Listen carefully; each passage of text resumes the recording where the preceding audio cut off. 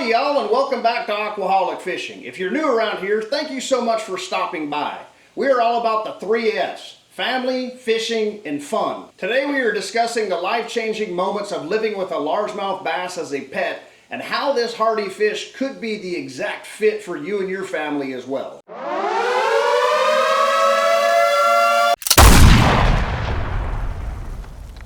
Did you know that America has over 30 million bass anglers inside of an industry worth $60 billion? Bass are considered the most popular sports fish in the United States of America. Please welcome my co-host to today's show, my incredibly smart and talented son, and my beautiful and charming wife, as well as the star of the show, Mr. Sanko himself.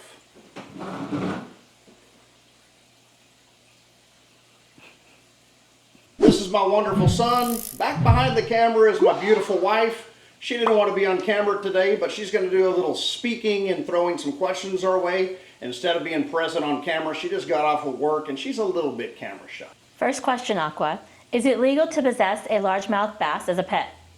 We are allowed to keep a largemouth bass in the state of Texas. We do have Sanko back behind us. We caught him in a private waterway. Be sure if you're planning on keeping a largemouth bass, you are checking your local laws, jurisdictions, and rules. What is the average lifespan of a largemouth bass?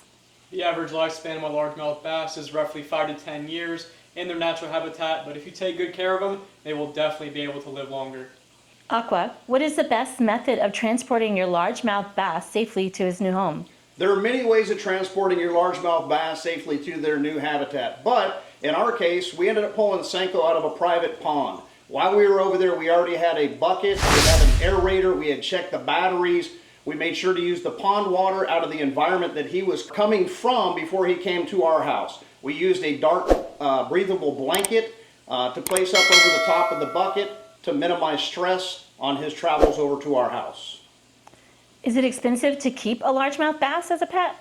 It can most definitely be expensive, especially if you're not planning for the future and you're planning for the moment. I suggest getting all your equipment that you need for the long term at the start. For example, we got our tank. It's a 125-gallon tank just to ensure that he had plenty of space as he grew up and got older, because bass do get very large very fast once you take care of them. What can I add to the tank to sustain a healthy environment for my bass? In our situation with our tank, we have a combination of sand and gravel. Some prefer sand, some prefer gravel as far as the substrate goes. The substrate is where the accumulation of his bio is going to be. The bio load goes to the bottom of the tank. It rarely is going to float. You can also add structure, cover, vegetation, things of that nature. When he gets something new added to the tank, he gets very stressed out. He doesn't understand what's happening, so be very careful and cognizant when you place new things into the aquarium. Is there a type and size of filtration system needed to maintain a healthy environment for my largemouth bass?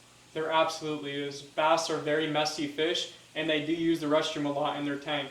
I recommend getting a canister filter, one that's preferably double the size of your aquarium. We have a 125-gallon tank, and our filter is a Aquarium 300, which is used for a 300-gallon tank. So it's more than double our tank size, just to ensure that Sanko here has a nice clean tank and he's living his best life. You mentioned your bass is messy. How often should I clean the tank in order to prevent sickness or even death of my largemouth bass? In our situation, we found out with Sanko with his bio load that maybe 7 to 10 days is the sweet spot. If we go a little any longer than that, sometimes we'll get algae blooms or some sort of algae accumulation inside of the tank, which isn't necessarily bad for the bass, but we want him to have his best environment. Make sure that the ecosystem that the bass lives in is something that you're willing to live with and something that he is thriving in as well. How do you maintain a tank and water chemistry in your aquarium? I recommend investing in one of these little test kits here.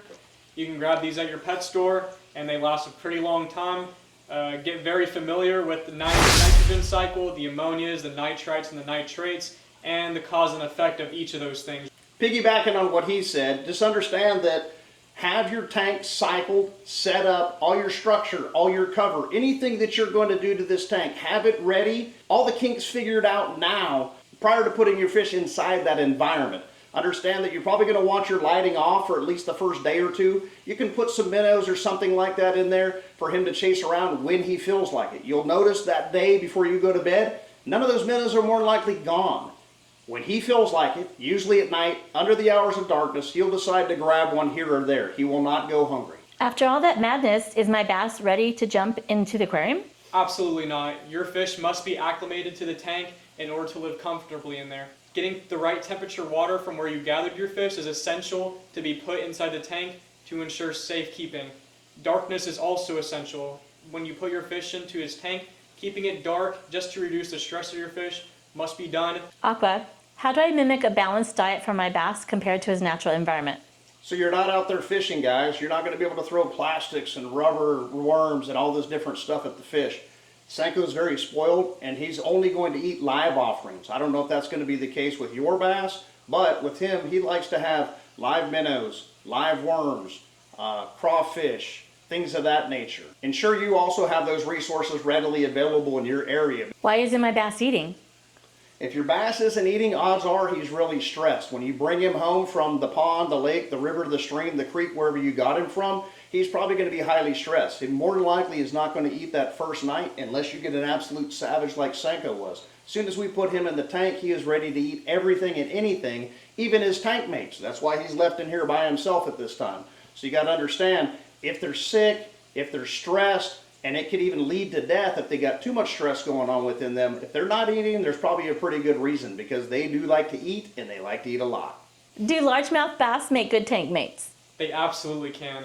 Senko here, he used to have tank mates. He had a sunfish and a few bass with him, but unfortunately, he is a bully bass and he does not play well with others. He would constantly pester his friends and steal their food, which is no place for a fish to live. So he is now all by himself. So we're just going to show you guys kind of the life of Senko, what he's all about. If you guys have any questions, please put them in the comments. Raising a largemouth bass is not extremely easy, but it's not terribly difficult either. I think it's a lot easier than raising any other fish that comes out of an aquarium store, per se. Just because you know what you're getting a strong, healthy, hardy fish. But we're just going to talk a little bit about him, and you guys can kind of watch him cruise around in the tank. When we got Senko, we did get him out of a private bass pond. How long was Senko when we got him? Senko was only 10 inches when he got him, and he has now grown to almost 13 inches in length. So we've only had him for about 3 months. So right now he's averaging about an inch per month. He's growing at a pretty rapid pace. And if you've watched any of the videos that we put out on Senko, he's a beast. He likes to eat. If we put fish in there, he will eat them. It was a little different the last couple of days because we set up the new tank and he did not feel comfortable with going with this new setup. We think Senko is probably about a year and a half old. Bass are usually going to grow about 4 to 6 inches within the first year on average. And then after that, usually about 4 inches per year. How long did you say he is now? He is now 13 inches. So that's what I'm thinking. He's probably about a year and a half to 2 years old. Very healthy. It's definitely a male bass. You can tell it's a male bass by the size of his head, by the size of his body. He doesn't get big and girthy like the females do in the bass species. What is your favorite thing, or what have you learned so far about owning a largemouth bass? By far, my favorite thing about this largemouth bass is watching them eat. It's so exciting and it's very thrilling to just see how they act in their natural environment and how aggressive they can get when it comes to the meal times. We're going to feed Senko and show you guys what he's all about. He's going to perform for you guys kind of like Shamu does at SeaWorld, just a little bit different.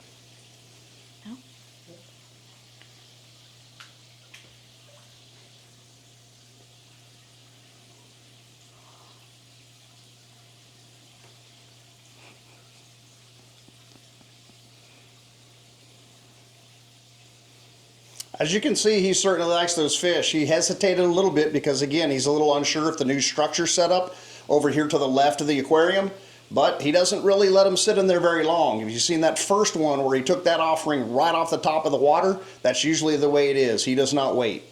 We're going to throw some live night crawlers in there now.